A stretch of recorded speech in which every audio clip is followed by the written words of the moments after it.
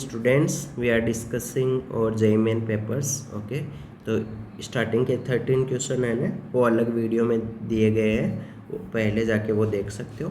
तो इस क्वेश्चन में क्या गिवन है, all possible numbers are found by using ये वाले नंबर्स।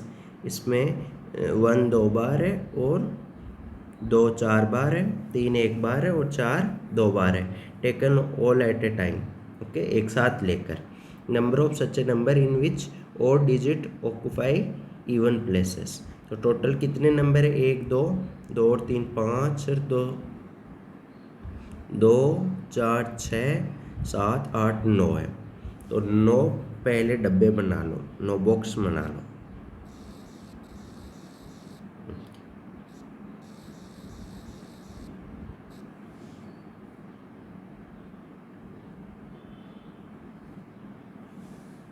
एक 2 3 4 5 6 7 8 9,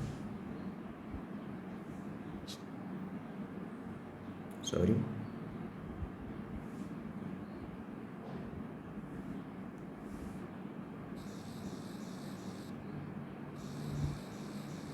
ये 9 हो गए, है ना।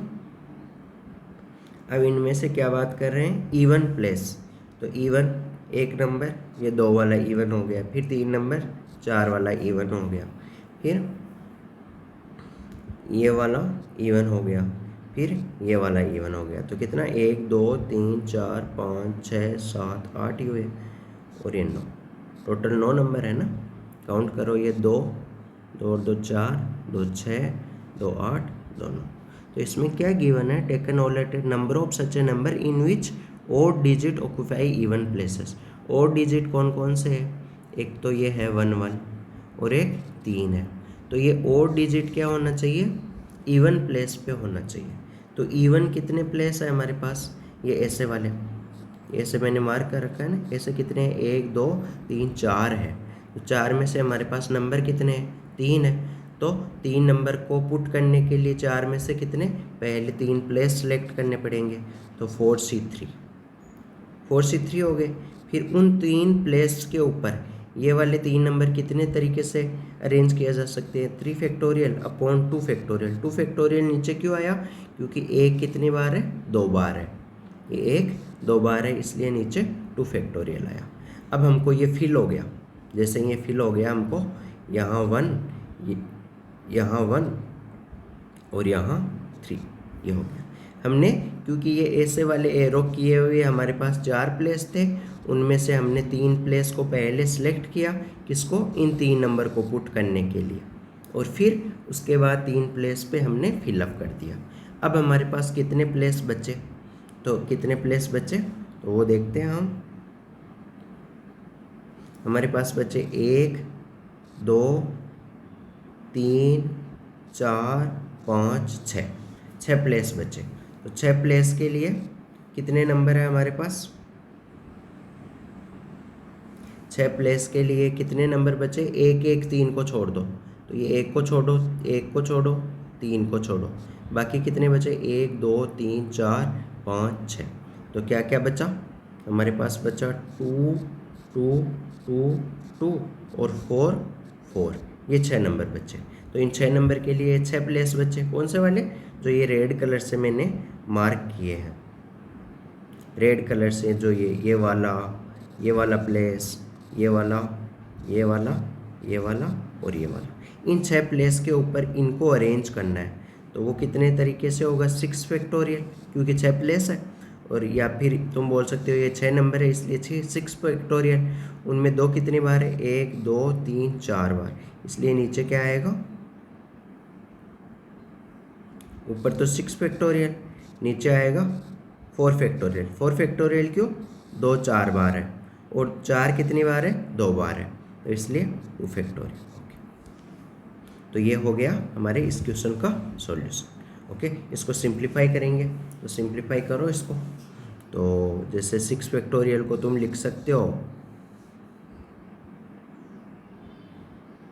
इस 6 फैक्टोरियल को लिख सकते हो 6 × 5 × 4 फैक्टोरियल।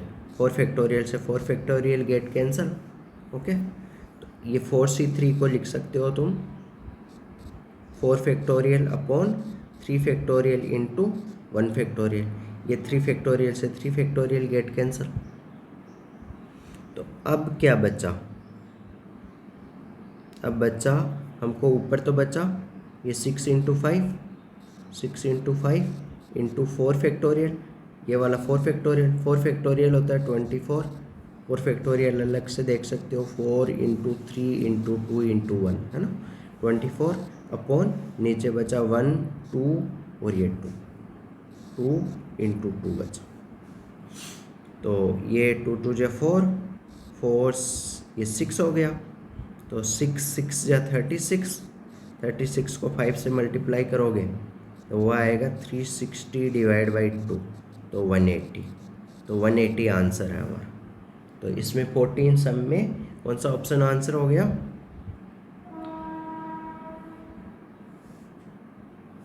14 सम में ये फर्स्ट सम, फर्स्ट वाला आंसर हो जाएगा option A. Hope you like it. Now अब हम नेक्स्ट सम पे मूव करते हैं। ओके, ये वाला क्वेश्चन है जिसमें सी का सबसे बड़ा वैल्यू पूछा है हमको,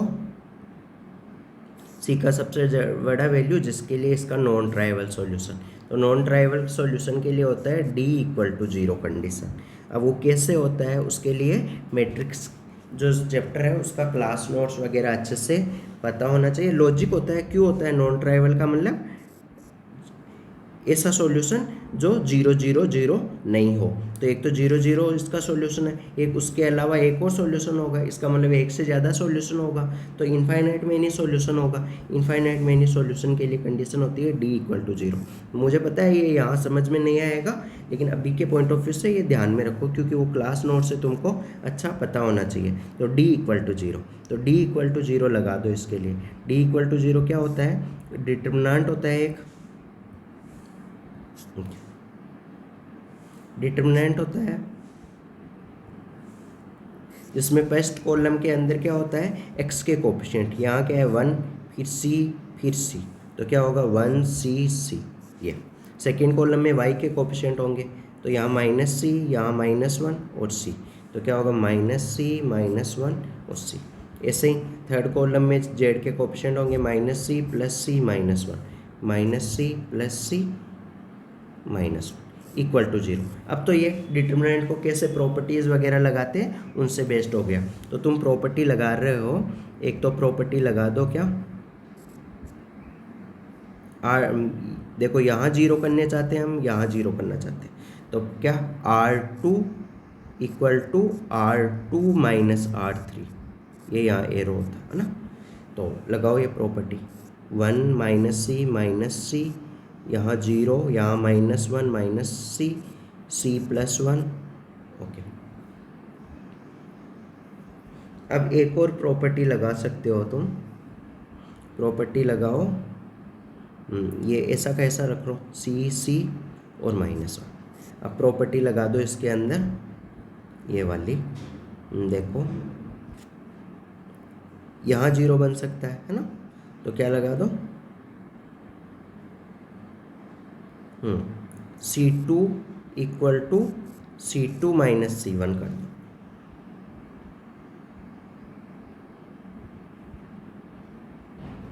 तो क्या बनेगा, ये वाली चीज़ क्या बनेगी 1 0 C, और इसमें से ये 1 घटाना है तो -c -1, इसमें से ये 0 घटाना है तो -1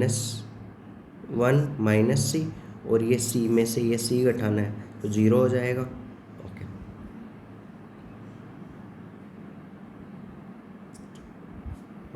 और ये ऐसा कैसा -c c + 1 और -1। अब प्रॉपर्टी लगा दो क्या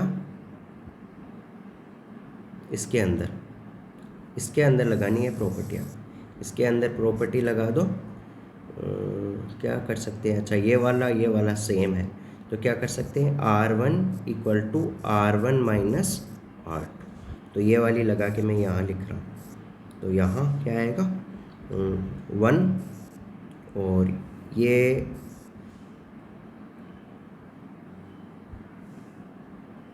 यहाँ और यहाँ सेम है तो क्या हो जाएगा, कैंसिल हो जाएगा 0। और ये माइनस सी में से ये सब्ट्रैक्ट करोगे तो क्या आएगा, माइनस सी प्लस वन। तो सी प्लस वन ये बाद में लिख लेंगे हम क्या होगा, चलो एक साथ यहीं लिख दो। तो माइनस सी में से सब्ट्रैक्ट करना हमको सी प्लस वन, तो क्या आएगा, इसमें से ये सब्ट्रैक्ट करना है तो क्या आएगा, माइनस का 2c माइनस वन। ओके, और ये सेकेंड रो ऐसा कैसा रहने दो, 0 -1 माइनस सी, और ये c प्लस वन, और ये c 0 -1। ओके, अब सेकेंड कॉलम के करस्पॉन्डिंग इसको एक्सपेंड कर लो। तो सेकेंड वाला कॉलम ये है, तो ये सेकेंड कॉलम को हाइड किया, एक सेकेंड रो को हाइड किया, तो क्या आया, एक तो ये लिखना रहता है हमको, तो क्या आएगा, -1 माइनस सी, और फिर अंदर ब्रैकेट के अंदर क्या करेंगे, इस वाले 1 को मल्टीप्लाई करेंगे -1 से, ऐसे ही तो होता है, ये इसको इससे मल्टीप्लाई करेंगे तो -1, और फिर बीच में माइनस होगा, फिर ये सी इसको इससे मल्टीप्लाई करेंगे ऐसा, तो क्या होगा, ये c को मल्टीप्लाई करेंगे किससे, माइनस का 2c माइनस वन। सिंप्लीफाई कर लो, इक्वल टू में क्या चल रहा है, 0, तो इक्वल टू में है 0, तो एक तो ये वाला चीज़ 0 हो जाएगा, तो ये वाला चीज़ क्या है, -1 माइनस सी इक्वल टू 0, तो वहाँ से क्या आया, c इक्वल टू -1 आया। दूसरा ये अंदर वाला 0, तो पहले अंदर वाले को सिंप्लीफाई करो, अंदर वाला क्या आता है, तो अंदर वाला आएगा प्लस का 2c² प्लस का c minus one equal to 0। Factor कर लो, 2c² plus 2c minus c minus one equal to 0। क्या कॉमन आ जाएगा, 2c कॉमन आ जाएगा, तो c प्लस वन और -1 कॉमन आ जाएगा, तो c प्लस वन, तो ये क्या आ जाएगा, एक तो c plus one equal to 0, तो वहाँ से तो यही मिला c इक्वल टू -1, और दूसरा हुआ 2c minus one equal to 0, क्योंकि यहाँ ये कुछ नहीं है, इसका मतलब -1 है ना यहाँ, तो 2c माइनस वन, इससे c कितना आया, 1/2। अब हमको पूछा क्या है, हमको पूछा है c का ग्रेटेस्ट वैल्यू बताना है, तो एक तो c का -1 वैल्यू आ रहा है हमको, एक तो c का वैल्यू -1 आ रहा है, एक c का वैल्यू 1/2 आ रहा है, दोनों में से बड़ा कौन सा हुआ, 1/2 वाला, तो ऑप्शन कौन सा करेक्ट हो जाएगा, फोर्थ ऑप्शन हमको करेक्ट हो जाएगा, फोर्थ वाला ऑप्शन हमारा आंसर हो जाएगा। ओके, तो इसमें क्वेश्चन नंबर 15 में फोर्थ ऑप्शन आंसर। ओके, इसमें क्या गिवन है हमको, ओ ओरिजिन है, ए पॉइंट है, विल बी 2 फिक्स पॉइंट, और origin and A 2 fix point है, then locus of P such that perimeter of O A P. Okay, तो देखो ऐसे सोचो, ये ओ है और ये ए है, और यहाँ P है, जिसका लोकस फाइंड करते हैं उसको x, y या h, k मान लेते हैं, रूल होता है h, k मान लेते हैं, फिर लास्ट में h, k की जगह वापस x, y पुट करते हैं, तो इससे अच्छा है हम स्टार्टिंग में x, y लेके चले, एक ही बात है ना। तो अब हमको क्या गिवन है, इस ट्राइंगल का पेरीमीटर, तो इस ट्राइंगल का पेरीमीटर कितना है, 4, तो पेरीमीटर क्या होगा, पेरीमीटर होगा OP length plus PA length plus OA length equal to कितना गिवन है, 4। OP लेंथ कितना होगा, डिस्टेंस फॉर्मूला लगा दो, OP length √x² plus y², PA length कितना होगा, distance formula x² plus y minus one का whole square, plus OA length कितना होगा, OA लेंथ इन दोनों पॉइंट्स के बीच का डिस्टेंस, तो वो 1 है, इक्वल टू 4। 1 को उधर ले जाओ तो ये हमारा बनेगा √x² plus y² plus √x² plus y minus one का होल स्क्वायर इक्वल टू 3, ये हुआ। अब ये देखो, इसको दो तरीके से किया जा सकता है, या तो इसको उधर ले जाके होल स्क्वायर किया, सिंप्लीफाई किया, उससे भी ये इक्वेशन आ जाएगी, या दूसरा तरीका, this will represent the standard equation of ellipse. Ellipse की डेफिनेशन क्या होती है कि इलिप्स एक ऐसे पॉइंट का लोकस है जिसकी सम ऑफ मतलब दो फिक्स पॉइंट से डिस्टेंस का सम ऑलवेज इक्वल होता है। ओके, यानी ये पॉइंट जैसे ये पी पॉइंट है, ये एस डेस है और ये एस है, एक फोकस एस है, तो S P plus S dash P equal to 2a होता है। ये इलिप्स का डेफिनेशन है। इलिप्स का डेफिनेशन क्या होता है? Locus of a moving point whose distance from two fix point, sum of distance from two fix point is always constant, that will be equal to 2a, where 2a will be the length of major axis। तो या तो वो वाला तरीका है, या फिर यहाँ देखो ये वाला भी स्टैंडर्ड फॉर्म में नहीं है, तो तुम क्या कर सकते हो, एक को उधर ले जाके होल स्क्वायर वगैरह करके भी। तो यहाँ चलो हम होल स्क्वायर करके कर लेते हैं, नेक्स्ट टाइम कभी ऐसा क्वेश्चन आएगा तो हम उस दूसरे वाले मेथड से कर लेंगे। तो होल स्क्वायर, इसको क्या आ जाएगा, थोड़ा लेंथी हो सकता है, तो होल स्क्वायर करोगे तो क्या आएगा, x square plus y minus 1 का होल स्क्वायर इक्वल टू उधर 3 minus root x square plus y square का होल स्क्वायर। ये रूट हट जाएगा होल स्क्वायर के, तो इधर कितना आएगा, 9 plus x square plus y square minus का 6 root x square plus y square. ये हो गया, इसको खोल लो तो यह आएगा x square plus y square minus 2y plus 1 equal to में चल रहा है ये पूरा चीज। अब जो कैंसिल हो रहा है उससे कैंसिल कर दो, ये एक्स स्क्वायर से ये एक्स स्क्वायर कैंसिल, ये वाई स्क्वायर से ये y square get cancel. Okay, अब रूट वाले को एक साइड रहने दो, बाकी को एक साइड ले आओ। तो ये 9 को हम क्या करें, इसको इधर ले आते हैं और बाकी इन दो टर्म्स को उधर ले जाते हैं। तो क्या बन जाएगा, ये 6 root x square plus y square, और बाकी को उधर ले जाते हैं तो -2y उधर जाएगा तो प्लस का 2y, और ये 1 उधर जाएगा तो -1, लेकिन 9 यहाँ ऑलरेडी है तो 9 में से 1 सब्ट्रैक्ट होगा तो 8 हो जाएगा। अब होल स्क्वायर करना है, इसको 2 कॉमन ले लेते हैं, 2y प्लस 4। अब दोनों साइड 2 से कैंसिल कर दो, चलो 2 3 जा 6। अब दोनों तरफ होल स्क्वायर कर लो, तो दोनों तरफ क्या है, 3 root x square plus y square इसका whole square equal to y plus 1 का होल स्क्वायर। तो होल स्क्वायर कर दो तो ये कितना होगा, 9 x square plus y square equal to, ये होल स्क्वायर को ओपन करो, कुछ मिस्टेक हुआ, 1 second let me check, 9 x square y square और 6 रूट, ओके चलो देखते हैं हम, जो भी होगा देखा जाएगा। इसको ओपन किया तो Y square plus 2y plus 1, एक साइड ले आओ सबको, तो एक साइड लाओगे तो क्या बचेगा,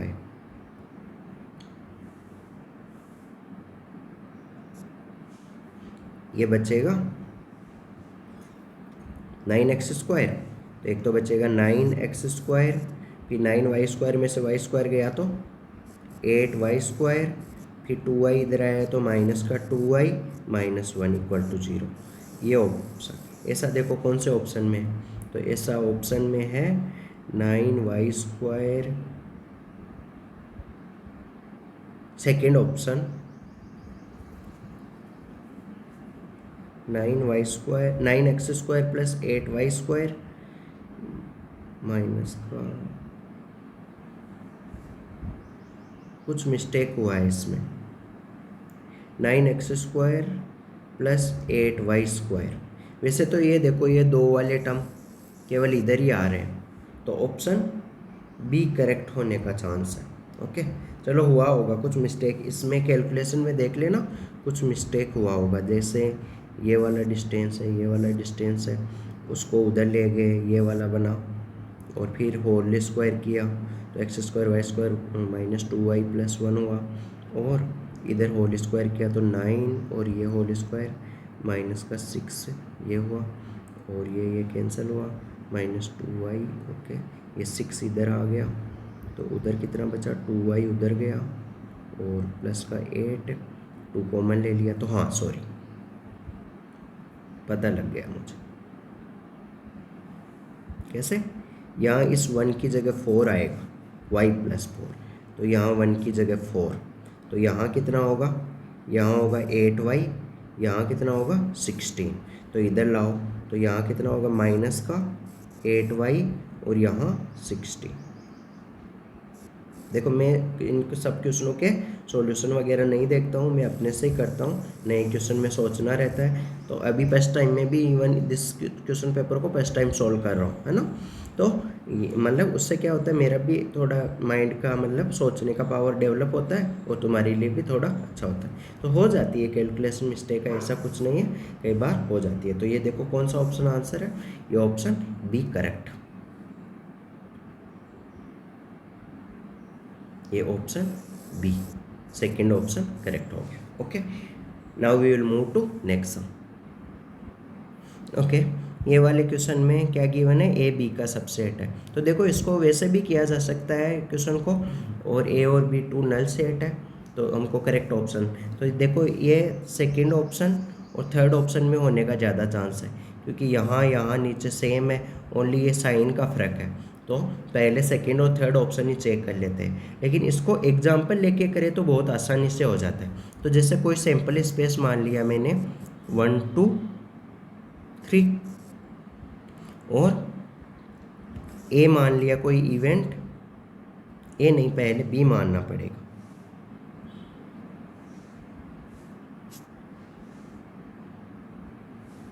बी मान लिया कोई इवेंट जो मान लिया मैंने 1 2, और ए मान लिया, ए बी का सबसेट होना चाहिए, तो ए मान लिया तुमने 1 मान लिया, ये मान लिया। ओके, तो जैसे पी ए निकालना है, तो पी ए फॉर्मूला क्या होगा, number of element in set A upon number of element in sample space. तो number of element set A कितना है 1 है, अपॉन नंबर ऑफ, ये तुम्हारे हिसाब से कुछ भी मान सकते हो, हर केस में आंसर सेम आएगा। Number of element in sample space, ऊपर देखो कितने हैं, 1 2 3 है, तो 1/3 हो गया। और क्या चाहिए हमको, और चाहिए पी बी भी चाहिए, तो पी बी चाहिए, तो पी बी कितना होगा, कितने एलिमेंट है 1 2, तो 2 टोटल कितने एलिमेंट है स्टार्टिंग वाली में 2/3। ओके, और क्या चाहिए हमको, ये इसका फॉर्मूला लगाएंगे हम, किसका, पी ए बाई बी का फॉर्मूला लगाएंगे, तो क्या आएगा, P A intersection B upon P B आएगा। तो हमको चाहिए पी ए इंटरसेक्शन बी चाहिए, पी ए इंटरसेक्शन बी, तो इसका फॉर्मूला लगाओगे number of element in A intersection B upon number of element in sample space. तो number of element in A intersection B बताओ, तो number of element A intersection B अलग से देख लो, ए intersection B set कौन सा होगा, ए और बी में कॉमन, तो कितना 1 2 और यहाँ 1, तो कॉमन क्या आया 1, तो ये ए ही हुआ, क्या हुआ, ए ही हुआ। ओके, तो ये ए हो गया। ओके, तो ऊपर कितना एलिमेंट आया 1, और नीचे NS3 1/3 आ गया। अब हमको क्या क्या चाहिए, एक तो पी ए बाई बी चाहिए, तो उसके लिए ऊपर कितना, पी ए इंटरसेक्शन बी का आंसर कितना आया था 1/3, अपॉन पी बी का आंसर कितना आया था, पी बी का आंसर 2/3, 3 से 3 गेट कैंसल, तो आंसर कितना हो गया 1/2। ये तो पी ए इंटरसेक्शन बी का आ गया। और क्या चाहिए पी ए, तो पी ए पहले से आ गया था 1/3, तो 1/2 और 1/3 में से बड़ा कौन सा होता है, 3 2 से बड़ा होता है, रेसिप्रोकल लो, तो 1/2 बड़ा हो जाएगा 1/3 से। 1/3 क्या है, 1/3 है पी ए इंटरसेक्शन बी, और 1/2 क्या है, 1/2 है तुम्हारा, 1 सेकेंड, 1/2 है, सॉरी ये 1/3 था तुम्हारा पी ए, होता है, हो जाता है गलती, 1/3 था पी ए, और 1/2 था P A intersect A by B, ये था पी ए बाई बी। तो देखो पी ए बाई बी का वैल्यू आ रहा है पी ए से बड़ा, तो कौन सा ऑप्शन, थर्ड ऑप्शन करेक्ट हो गया। अब ये इक्वल टू कैसे आया, जब दोनों ए और बी इक्वल ले लोगे तो तुम देखना इक्वल टू आ जाएगा। ओके, तो ये हुआ हमारा 70 नंबर क्वेश्चन। अब हम नेक्स्ट देखते हैं। इसमें क्या गिवन है, alpha beta are the root of this equation, okay, then the least value of N.